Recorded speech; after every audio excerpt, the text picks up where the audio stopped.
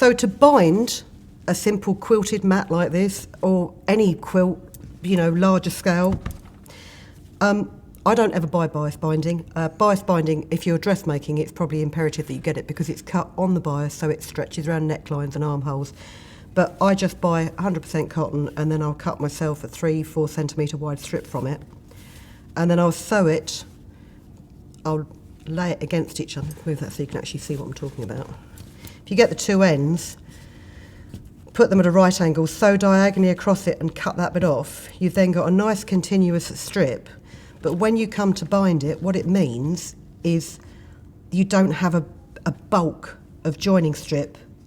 You've managed to stretch that bulk over 3 centimetres, so it makes a much cleaner edge. So here we have this continuous strip, and I tend to sew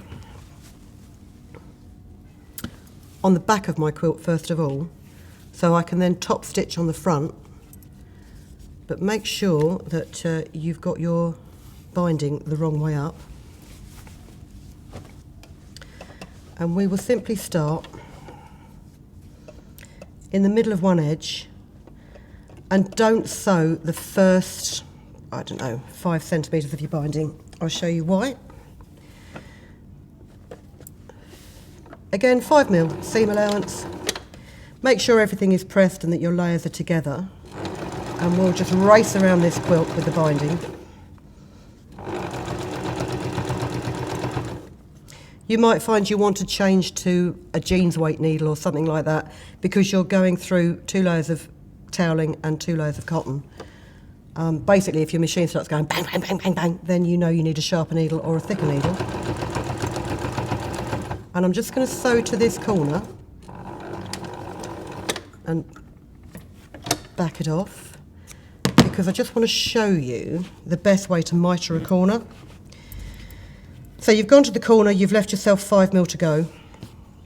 If you take your binding and fold it back at 45 degrees, and then fold it forward again so it lines up, just pop a pin in there.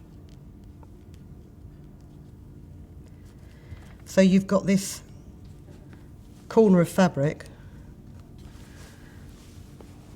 and then start your stitching again, taking care, you don't have to go right into the corner. You just want to make sure that when you turn it out, which I'll show you in a minute, that you've got a nice clean turnout.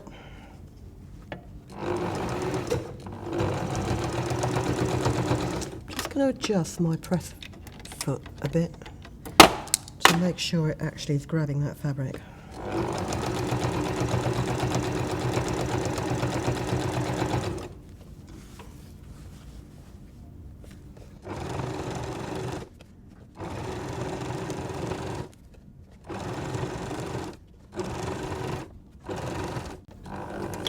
And again, just stop 5mm from the end. I'll show you what I mean by that corner. When you turn it out, you've got a nice, neat corner. And if you sew too far, you'll catch that corner in a stitch, and it's not insurmountable, but it's easier to do it this way. So again, take your binding out at 45 degrees, fold it back again so that it lines up, and just pin it. And that's really the only pinning you need to do when you're binding a quilt like this. When it's a straight edge, to be honest, you waste so much time pinning and then taking the pins out, and you will need to pin quite a lot in the next step of the binding, so you might as well save some time while you can.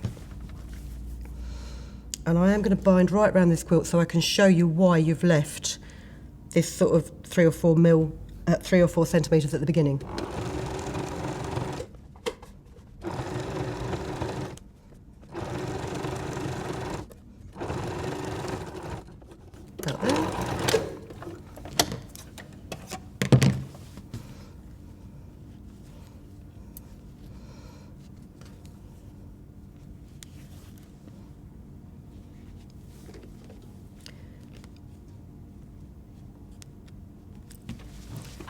Okay. Oh no, I've still got another corner to go yet.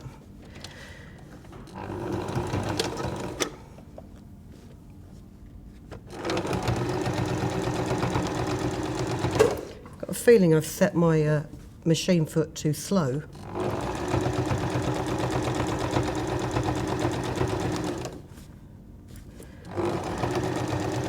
Because I normally whip round much quicker than this.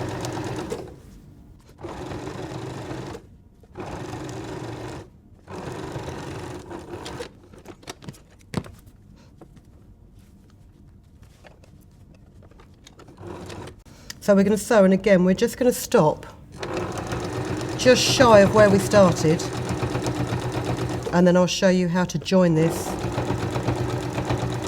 to make a perfect continuous binding.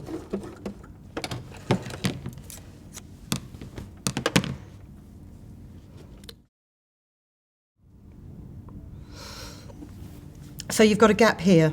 Now trim your binding a decent amount, and what you want to do is you want to just finger press where that binding will join. Now in an ideal world you would want to do a diagonal join on this as well, but I've not yet mastered the art of doing that in one smooth motion, so I am just going to do a straight bind on this. Oh, I can't even do that at the minute. Hold on a minute.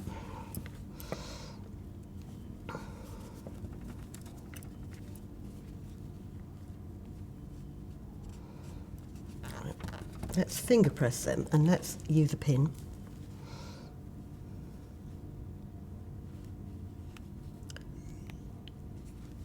To pin where you want to join it.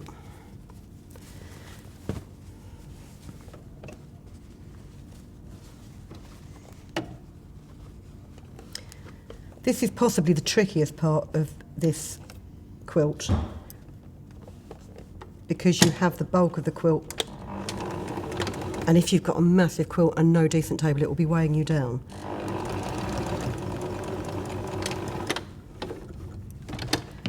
But it is well worth doing it this way, so that your finished edge, cut that axis off, you know, it's a continuous line. There's no obvious gap where you started and stopped binding your quilt. So once you've joined that, then just go back to your initial seam line and sew right to the end,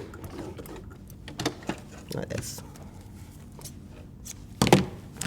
So you've bound the back, you've mitered all your corners, so you can just pop them through like so.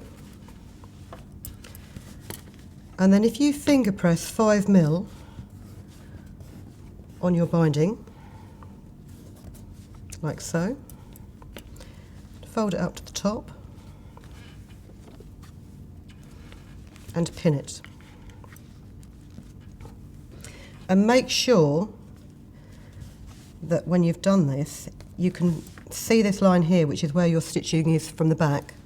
Make sure that the folded edge of your binding covers that stitch line, so it all looks nice and neat.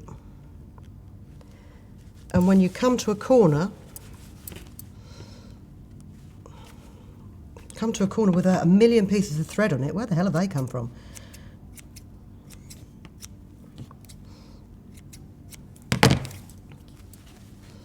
Again, finger press the adjacent side, fold it up, and that corner will just mitre in there like so for a perfect finish. Now I'm not going to fold and pin all of this, but I am just going to show you how easy it is to stitch once it is folded and pinned. And this is what I mean, you do need to pin it. If you you'll just get in a muddle if you try and do this off the cuff, as it were.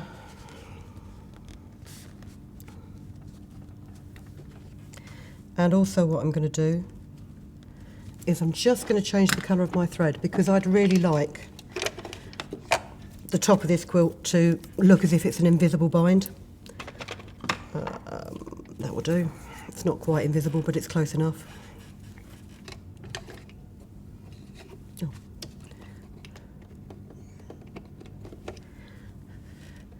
In truth, I tend to sew most things in just a white cotton, especially for demonstrations, because a lot of the time it's easier for you to see where the white stitching is on a coloured fabric. But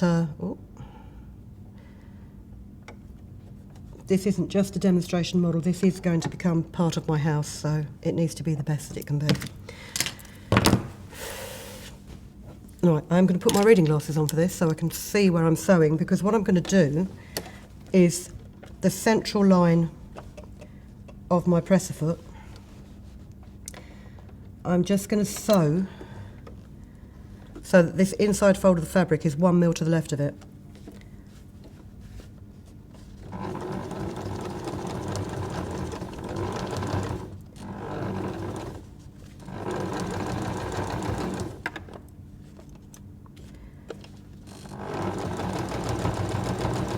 And you do need to keep an eye on this. There's no point trying to watch TV while you're doing this, because you need to make sure that you're keeping your work dead straight for the neatest finish possible. But also bear in mind you are now sewing through almost 4 layers of cotton and 2 layers of toweling.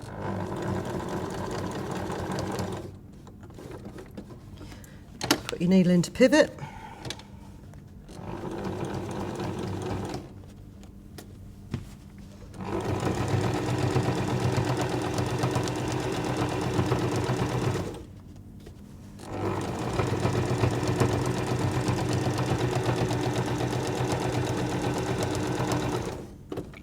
And we'll end it there. So as you can see, you've got a nice, neat finish. Oh look, that was a bit shoddy. And on the back, you've just got the white thread, but it's not so noticeable because that's going to go against your draining board. So when it's completely bound, it will end up looking like this larger scale bathroom mat. So I hope you like that. Really nice plus sign design, recycled bath towel, kitchen towel, tea towel, whatever you like. Drainer mat. Great little project, and it's a great little scrap buster as well, because the pieces of fabric that you need are so small to start with. So I hope you enjoyed that. I hope to see your efforts, and I hope that we can start a whole new movement of not getting rid of horrible old towels, and we will catch you next time. Cheers. If you've been inspired to create, please share your makes with us in the comments section below. And if you've enjoyed videos by the Crafts channel, hit the like button. Want to see more of us? Then click subscribe. See you next time.